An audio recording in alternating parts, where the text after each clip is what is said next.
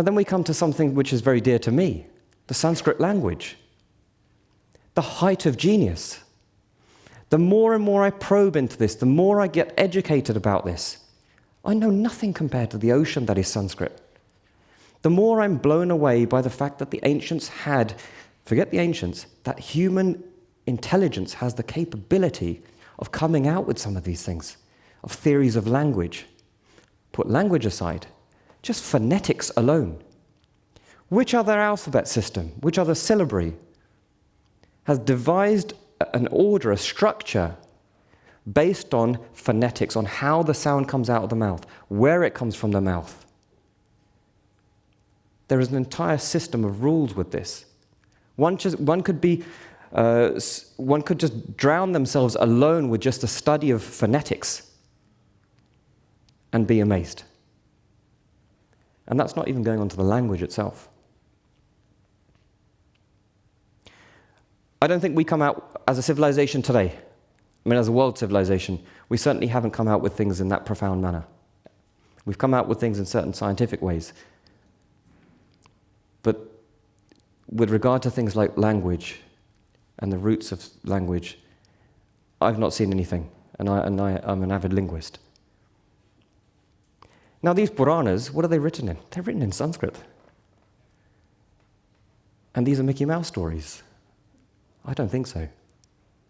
Now embedded within these Puranic texts, embedded within this is profound philosophy.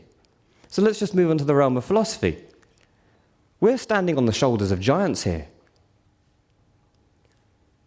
Take someone like Adi Shankaracharya.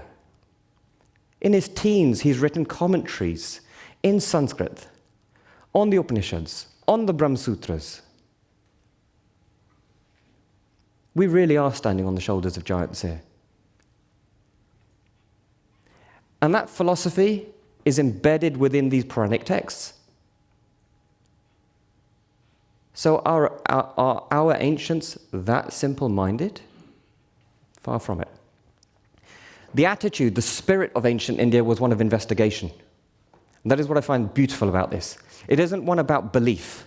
It isn't one about imposing belief, as we see elsewhere around the world. Ancient India was about investigation. Investigation into so many different areas, be it the ones I've mentioned, language, maths, astrology, astronomy, and also other subjects. The investigation is about the nature of reality, but then the spirit in which this is done. Now you see on social media, what do we see? When I've had debates and discussions on social media, you provide the argument, you provide the logic, you provide the evidence, and yet the individual at the other end, the keyboard warrior, doesn't want to know. They still want to hold their belief. Yes, so much for the quest for truth. So much for being honest within oneself. Yet you have someone like a Purva Mimasika, like Mandana Mishra, debating with the Uttara Mimasika, Adi Shankaracharya. And they're debating for weeks. And there's a lot at stake here. And yet when they're debating, they come to the realization of who the victor is and who the vanquished is. And what does Mandana Mishra do? He doesn't say, I don't care about these arguments, I'll still believe what I believe. They are not arguing, they're not debating simply to justify their own ego or their raison d'etre. I do find that what happens with academics is that the older they get, it's very difficult to change them because they've invested so much of their lives into their thesis. And then to change that at a later age, there's a lot to lose. It's effectively their identity that they're losing. Unless you're someone like Wittgenstein and he completely changed his perspective. Now, humble individuals like that are very rare.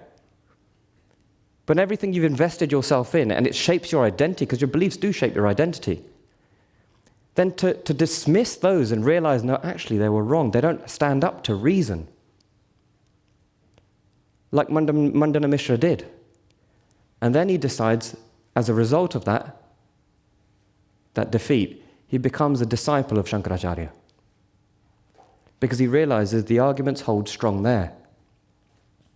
That is the spirit of the culture we come from.